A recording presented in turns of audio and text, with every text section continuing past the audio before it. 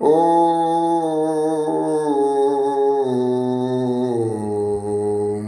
सच्चिदानन्द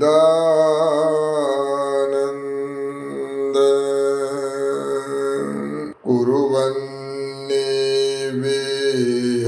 कर्माणि जिजीविषेशतं समः एवं त्वयि नान्यथेतोऽस्ति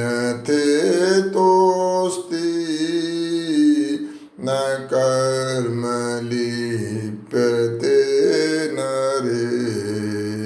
सबको सादर से प्रेम नमस्ते जी। ईशोपनिषद के हम दूसरे मंत्र पर चर्चा कर रहे थे। आज हमारी चर्चा का ये 9वां भाग है और इस मंत्र में जीव को इस बात का उपदेश है कि हे जीव, तुम इस संसार में 100 वर्ष तक कर्म करते हुए जीने की इच्छा करो, अर्थात संपूर्ण जीवन कर्म में लगे रहो और तुम्हारे लिए यही सबसे श्रेष्ठ मार्ग है। शुभ कर्म जीव के लिए बंधन का कारण नहीं होते। कई बार व्यक्ति ये प्रश्न पूछ लेता है कि मंत्र में कर्म करने की बात कही है और आप कहते हैं शुभ कर्म करो। तो इसमें समझने की बात यह है कि जो पहला मंत्र था उसके उपदेश को हमें ध्यान से सुनना होगा, देखना होगा, मनन करना होगा। पिछले मंत्र में दूसरे के धन के हरण करने की, ऐसे कर्म करने का निषेध किया है और इस मंत्र में कर्मों का उपदेश आगे इसलिए किया कि शुभ कर्मों के बिना मनुष्य बुरे कर्मों से बच नहीं सकता। बुरे कर्मों का फल दुख है और मनुष्य दुख पाने की कामना से कोई कर्म नहीं करता। इस सारे उपद्रव को दूर करने के लिए उपदेश किया गया कि किसी समय भी शुभ कर्मों से आप अलग मत हो, अर्थात हर समय अच्छे कार्यों में लगे रहो और जब हम अच्छे कार्यों में नहीं लगेंगे और मन को अवकाश मिल जाएगा तो निश्चित तौर पर बुरे कर्मों का विचार उत्पन्न हो सकता है। मन हर समय कर्म करता है। केवल 2 अवस्थाओं में मन कर्म नहीं करता। जब मन को सुषुप्ति अवस्था होती है मन की, या समाधि के बल से मन को रोक दिया जाता है, तो मन किसी समय अथवा मन किसी भी समय कर्म से पृथक नहीं हो सकता। तो इसलिए मनुष्य का सबसे बड़ा कर्तव्य यह है कि वह मन को किसी प्रकार का अवकाश ही न दे। आओ इस बात को हम एक दृष्टांत से समझने का प्रयत्न करते हैं।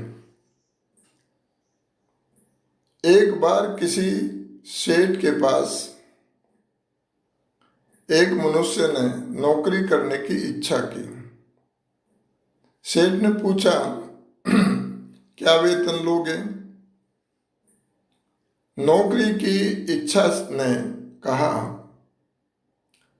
मेरा वेतन यही है कि मुझे हर समय कार्य मिलता रहे और जब तुम कार्य न दोगे तो मैं तुम्हें मार डालूंगा। अब उस सेठ ने सोचा ये तो बहुत अच्छा सेवक है, वेतन भी कुछ नहीं मांगता और काम करने के लिए भी हर समय उद्यत है,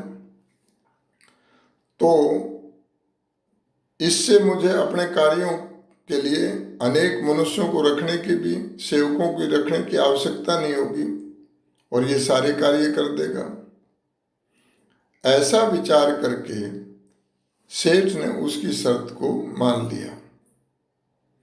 नौकर बहुत शीघ्रकारी था।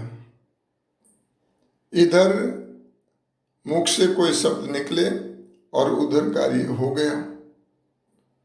2 ही दिन में उस सेठ के सब काम समाप्त हो गए। अब वो चिंता से ग्रस्त हो गया। अब क्या करूं कि यदि मैं काम नहीं बताऊंगा तो उस समय ये मुझे मार देगा।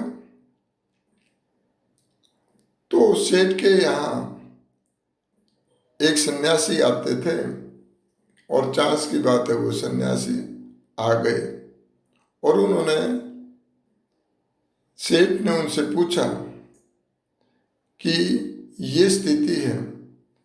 तो सन्यासी ने कहा, मैं भी देख रहा हूं कि तुम्हारे चेहरे पर चिंता की लकीरें हैं और तुम बड़े उदास हो और उदासी का कारण आपने मुझे बता दिया। अब सेठ कहने लगा, स्वामी जी इसका हल आप ही बताओ।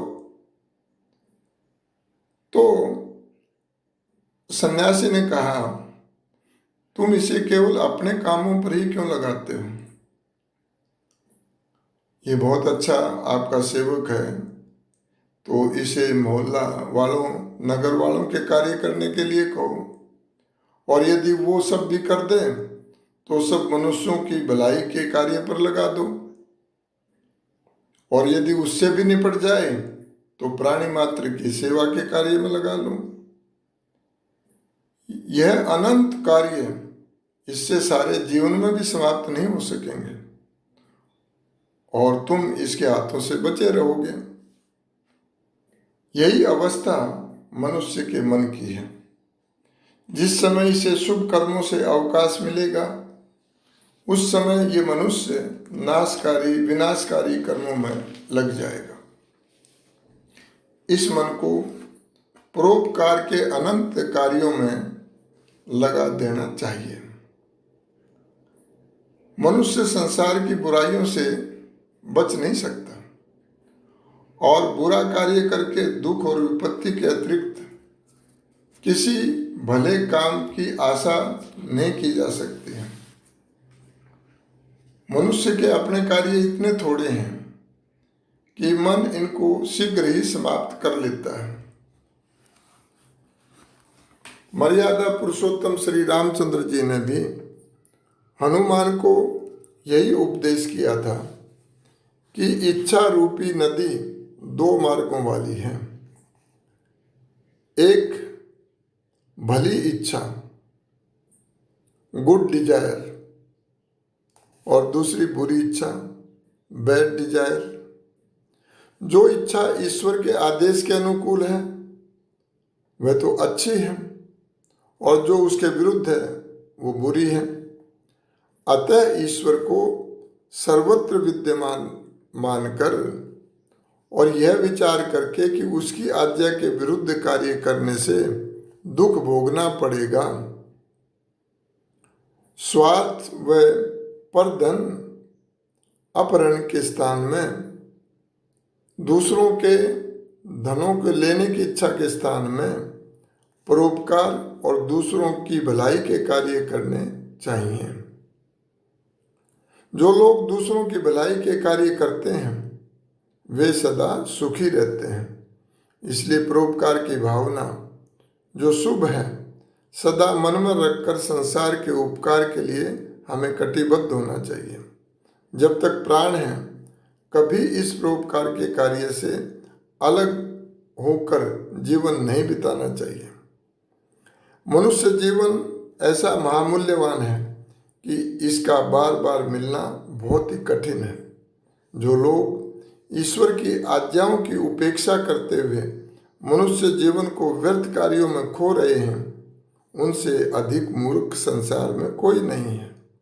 जो दूसरों की हानि करके अपना लाभ करना चाहते हैं वे पूरे पशु हैं।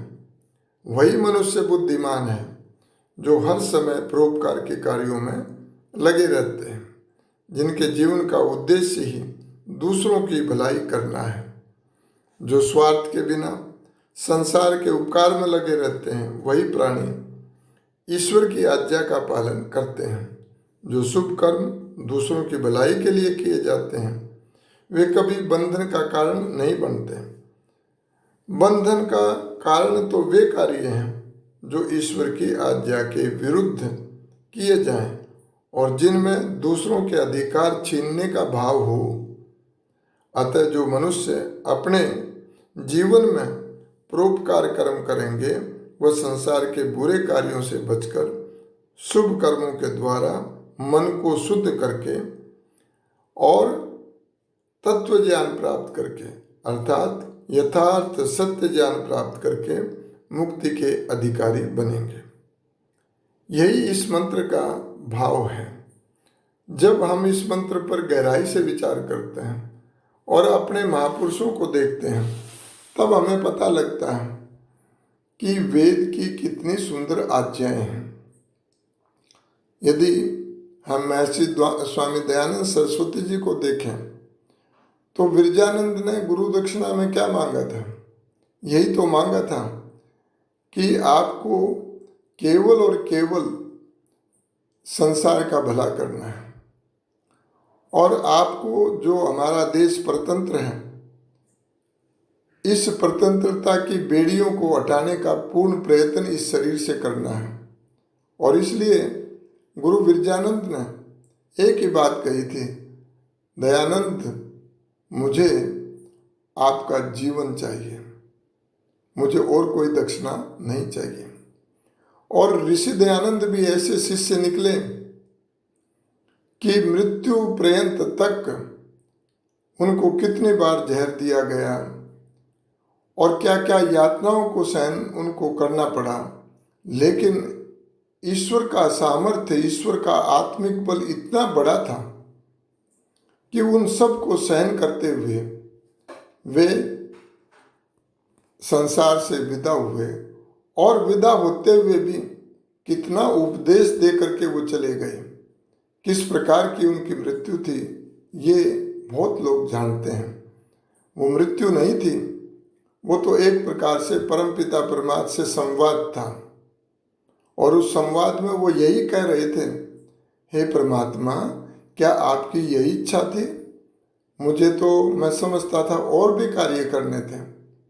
और फिर कुछ देर शांत होते हैं, जैसे ईश्वर उनको कह रहा है कि दयानंद तेरे शरीर ने जो काम किए हैं वो मुक्ति की योग्यता के काम किए हैं और अब मैं तुम्हें मुक्त करना चाहता हूँ। उस समय ऋषि दयानंद कहते हैं, हे ईश्वर तेरी इच्छा पूर्ण हो, तेरी इच्छा पूर्ण हो, तेरी इच्छा पूर्ण हो। ये जो मृत्यु का दृश्य देखकर कितने ही लोगों ने एक परिवर्तन आया और गुरुदत्त जैसा विद्यार्थी जो घोर नास्तिक था उसमें इतना बड़ा परिवर्तन आया कि वो नास्तिक से आस्तिक बन करके और उसने कितना कार्य उस समय किया ये सब शायद हमको विदित होगा। तो इस मंत्र को आत्मसात करना है और इस मंत्र को गीता में भी इस ढंग से उठाया हुआ है, कर्मण्येवाधिकारस्ते मा फलेषु कदाचन।